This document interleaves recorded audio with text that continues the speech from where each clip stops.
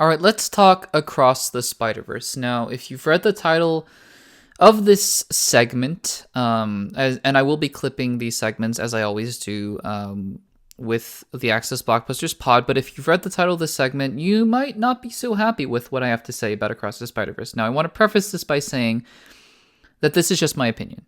I frankly would love to hear dissenting opinions because that's what the conversation is all about, is really having and fostering the kinds of conversations in which we can talk to one another, which we can disagree, but we can share our thoughts in a way that's respectful of one another and how we feel. So this is just me. I'm not trying to say this is definitive. I'm not trying to say, like, I have my own sensibilities as somebody who likes to think about stories in a certain way and whatnot. And I think that this film hit me in a certain way that I don't think it hit a lot of other people, though I have heard this complaint before. And I think it just bothered me a lot than most people. But just wanted to say that these are just my thoughts, and I'd love to hear yours as well in the comments down below. This will be a full spoiler talk about Across the Spider-Verse, so if you haven't seen Across the Spider-Verse, please come back and make sure to watch this video after you have, and let's get into it. Yes, I think Across the Spider-Verse is phenomenal. I do. I think that it is just a masterpiece of artwork. It is phenomenal what they were able to do with the visual style, even able to elevate it just a little bit more than Into the Spider-Verse, but I don't think it's a complete movie. I don't. And I'll kind of go into a couple of reasons why, but first I just wanted to talk about the things that I really loved about Across the Spider-Verse. First of all, the character work continues to be incredible.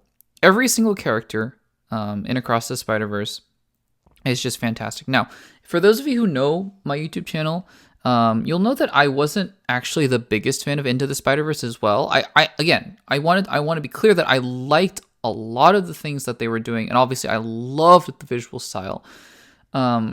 I actually think that the story, though, was a little bit basic, which is a little bit weird to say because it's a multiverse story and there were a lot of crazy concepts. But I think that at the end of the day, sort of the story was a little bit, I guess it didn't really live up to the expectations that I had for the kind of concepts that they were going for, which is fine. That's just my personal opinion. But with Across the Spider-Verse, obviously the story here with sort of the canon events and disrupting canon is, I think it's a story that is, fitting of the kinds of concepts that they're going for visually as well. Now, we'll get into just why I'm a little frustrated about it, because I do think that the story here is quite fantastic, that they're starting to tell. But again, just the character work that they built upon from Into the Spider-Verse with Miles and his dad, Miles and his mom, Miles and Gwen. I really like the tension that's there, because is Gwen really just going back to the universe just to track the spot, or does she really want to see Miles again? I think that those scenes where they're just kind of hanging upside down, really fantastic. Just love the emotion in those scenes. Love the emotion between the parents and Miles as well. And I think that the Spot could have been a really compelling villain. I think that the Spot is a really compelling villain for what, 15 minutes he's in this movie for. And I think that Miguel O'Hara as well, Oscar Isaac's Miguel, just a fantastic foil to Miles Morales. I really think that the themes in the story as well, about who you really are and whether or not you are allowing yourself to be defined by what other people tell you, but also just the moral and philosophical dilemmas of, saving one life versus saving millions is obviously a dilemma that is, it's a philosophical conundrum that's as old as time, really.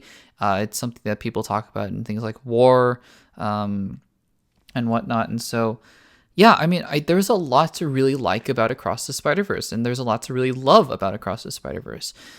The thing is, though, I left the theater feeling incredibly dissatisfied, because I believe that Across the Spider-Verse is just not a complete film. Now, here's what I'll say about that. Because the two big counter arguments that I've been hearing, I've watched a lot of reviews and heard a lot of people talk about, is Empire Strikes Back, and to a lesser extent, The Lord of the Rings, The Two Towers. And I'll address those in a second. But I want to say that what I mean by an incomplete film is not necessarily that nothing really happens per se. I'm not one of those people who are complaining that there's too much setup and there's too much, exposition, things like that. I actually thought that a lot of the setup and exposition in Across the Spider-Verse were really one of the strongest points of the film. What I'm saying, rather, is that the emotional stakes and themes and elements of the film that were supposed to really emotionally resonate with us as the audience were not resolved in this film in any kind of satisfying way, and were left to part two. Or I guess Beyond the Spider-Verse, because, Beyond the Spider-Verse, because Across the Spider-Verse was originally meant to be part one of a two-part story. And look, this might even just be personal preference. I really can't stand when films or TV shows resolve their own stories within themselves. That's why I was incredibly frustrated with Loki. This is entirely consistent with a lot of my thoughts from previous reviews and whatnot. I was incredibly frustrated with Loki because I think that while it resolved a part of its story, it decided to set up a lot more things for season 2 and just kind of let them hang in the balance. And I was not a big fan of that. Now, my favorite film in the MCU is Avengers: Infinity War. But the reason that I really love Avengers: Infinity War is because Avengers: Infinity War is not a part one. And we can get into really nitty-gritty things like story structure and 3-act structure and beginning sort of conflict resolutions and things like that. And maybe this is just me being narrow-minded and saying, not being willing to break out of that box. But I find it incredibly unsatisfying when that structure is sort of not, like, what is set up is not resolved, if that makes sense. I'm fine with, resolutions in which the heroes lose. And I think the Infinity War is a big example of that, because I love Infinity War. I love Infinity War because it's a complete story in which the heroes just happen to lose. That's great with me. Obviously, I'm not rooting for heroes to lose, but I'm just saying, in terms of story, that's totally great with me. But the emotional conflicts within the film, and they revolve really around Thanos and his quest for the stones, what he has to sacrifice along the way to get them, I think is brilliant. And Avengers Endgame is clearly not a part two. It's the next chapter in the story, just as much as Civil War is not part two of Avengers Age of Ultron. It's just the continuation of what happens after the fallout of Sokovia, right? And so, like, let me say that, I think that there are certain things that are set up in Across the Spider-Verse that I don't believe are tied together satisfyingly. For example, the Spot. Anyone else notice in Across the Spider-Verse that the Spot shows up for the first, he's in the movie for the first 45 minutes or so, sort of intermittently, and then he disappears entirely. So we see sort of his origin. We hear him talking about his origin as he and Miles sort of fight across New York City, and that scene is fun. For sure. And then we see him again as he's sort of, messing around with the collider and whatever, and then going into different dimensions. And then we see him again in, I believe, the Spider-Man India universe. And that's great. He's never seen again. Like, we hear, this whole thing about we got to contain the Spot because the Spot wants to kill, destroy the multiverse. And for Miles, the Spot wants to kill his father. And that's great and all. And it's sort of, it is a presence in the story. But the Spot himself is gone from the movie. Like, he's gone from the movie. And that's clearly because, in my opinion at least, that he the resolution to that story is being set up for part two. So in that regard, incredibly dissatisfying to me. Okay, so that's one.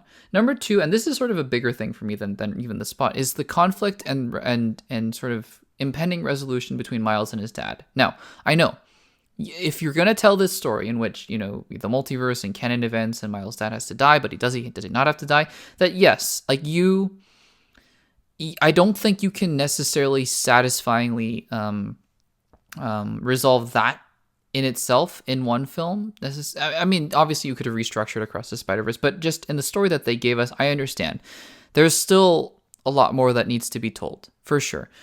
What I'm talking about more so than just the physical resolution of the canon events and whether or not Miles' dad has to die is rather the emotional stakes, because I think that this film was on the cusp of it, with Miles telling his mom that he's Spider-Man, and I wish that he would have told his father that he's Spider-Man, because, well, I think that Gwen telling her father that she's Spider-Woman, and then obviously having that moment at the end where Gwen's father gives up being the police captain, I think that that's a resolution for her character. I mean, this is still Miles' story. And I think that to just sort of leave that open-ended where the parents have to talk to Gwen Stacy instead, and they're just like, yeah, okay, go find our son. We're mad at him for leaving, whatever, but we hope you find him, blah, blah, blah, blah. is incredibly dissatisfying to me, because I feel like this entire movie, from that conversation, which is a beautiful conversation of Miles talking to his father over the wreckage of Alchemax, that is really setting up the emotional stakes of this film. And those emotional stakes are not paid off in this movie, because they will be paid off in Across and Beyond the Spider-Verse. I understand. But again, I think that the story had a responsibility to really to really wrap up what it had set out to really just what it had set up in general. And I just don't think it did that. And now a lot of you are gonna say that this isn't a problem, and that you're willing to wait for the next part and then just sort of wait for the continuation of the story, and that's fine. I'm a little frustrated myself when storytelling says we're guaranteed a next part, so let's just take our time with this one. Like I want to say that the way you do it is like Avengers Infinity War, where you have a story, and if Avengers, let's just say Avengers Infinity War came out, and for whatever reason it made $0 at the box office, and the MCU had to shut down after that. While it's a bummer because the heroes lost. Yes, it is a bummer because the heroes lost. I'm not going to sit here and say, well, we need a part 2 to figure out what happens next. No, what happens next is nothing, because that's the end of the story. And you can have your Avengers Endgame to give a more satisfying conclusion for us as audience members, because we want the heroes to win. But if there was no Endgame, frankly, and this might be a hot take, that's okay, because Avengers Infinity War told its own story. If there was no part 2 or whatever Beyond the Spider-Verse, I think that Across the Spider-Verse would be incredibly dissatisfying to a lot of you. Just incredibly dissatisfying. It's not just because it had sort of a small cliffhanger ending or anything like that, because it's cool. It's really cool the direction that they're going. It's just that it's not a complete story. And I said the exact same thing about Dune. I think that Dune Part 1 is a great half movie, but it's a half movie. And so while I really enjoyed Across the Spider-Verse, I left the theater incredibly dissatisfied. And I want to say that also, again, just going back to what I said earlier, that I've heard comments about, what about Empire Strikes Back and what about Two Towers? Those are also not necessarily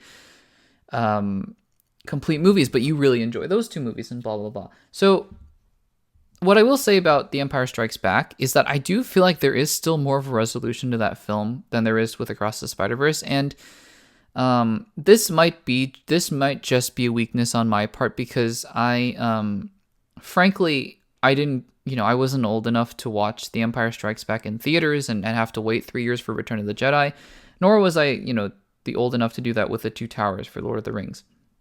And so to me, in my head, it's always those three films and those trilogies just tied together, which I understand is probably wrong of me to think that way. But it sort of just is the way that it's ingrained in my own head. And frankly, I think that the Two Towers, I might acknowledge, the Fellowship of the Ring is not necessarily the most complete film, and Two Towers isn't necessarily the most complete story in itself, but I think that there are resolution points in which I can feel satisfied. But I'm also watching the Two Towers with the understanding that I'm not just going to stop right there and just not watch Return of the King after that as well. Same with Empire and Return of the Jedi. Whereas I could probably watch Infinity War on its own and be okay. So I'm acknowledging that criticism is something that I'm not entirely sure how to square, because for me, I'm just not able to see those films in a vacuum. And perhaps when Dune Part 2 comes out and when Beyond the Spider-Verse comes out, I'll just kind of have to suck it up and say, I just got to watch those two films and those respective trilogies just back to back, because I don't see any other way to do it. And that's fine. I'm just saying for now, as I sit here and think about Across the Spider-Verse, there is no way for me to see this film as anything other than dissatisfying. And that, just to be abundantly clear, does not mean I dislike the film. I think that the movie is phenomenal. I also think it's unsatisfying. And I hope that through my thoughts here that I've been able to explain that a little bit better for you guys as well. So those are my thoughts on Across the Spider-Verse, but I'd love to hear your guys' thoughts as well. So leave them in the comments down below the YouTube video and let me know. And again, feel free 100% disagree with me, because I understand that my opinion is obviously not the popular one. And that is totally okay. I never had any qualms about that. And so, yeah, I just want to hear what you guys have to say about that as well.